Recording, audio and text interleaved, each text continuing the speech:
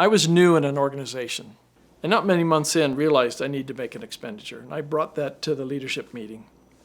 And the CFO began to ask me questions about what's my rationale, what's my due diligence on this. I wasn't prepared. I felt embarrassed, I felt pinned down, I felt exposed. It felt like I'd been made to look a little stupid, and I just wasn't ready. When he made the request and I felt unprepared and exposed, I climbed in a box. What is he doesn't trust me, he doesn't think I'm paying attention to how I'm impacting the organization. I know all about that stuff.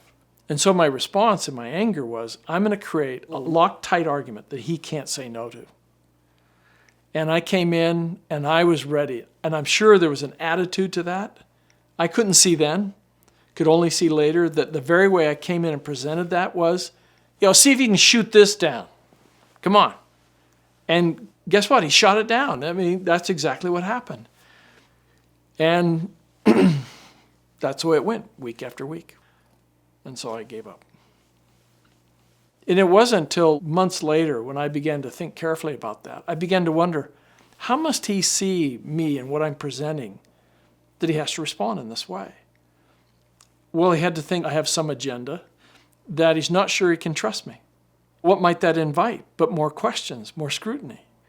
But the more he would scrutinize, the more I would feel offended and get defensive, just push back from the table, fold my arms, and just quit. Just give up. Fine. Okay, it doesn't matter what I do. Nothing's going to happen. Well, think how he's seeing that. Well, Chris now won't even talk, won't communicate. He's disengaging. He's not even part of the team. He's not willing to put his ideas out there for scrutiny. He's not really safe. And round it went. And in the midst of that, I seek allies. I don't know if he ever did, but I know I sought allies. And anyone who disagreed with me, I already saw them as being an ally to the CFO. During this cycle, I thought I had the most solid ally a person could ever have. That this person was never going to betray me. They saw it the way I saw it. They felt about it the way I felt about it. They felt solid. And then one day, as I walked in that person's office to do what I'd always done, they literally stopped me. Said, Chris, I can't, I don't want to talk about the CFO that way anymore. Now, I thought this person was my friend. I left the office being convinced they absolutely were not my friend. Now, over the next several days of really thinking about this, I realized something. When they were my ally, they actually weren't my friend.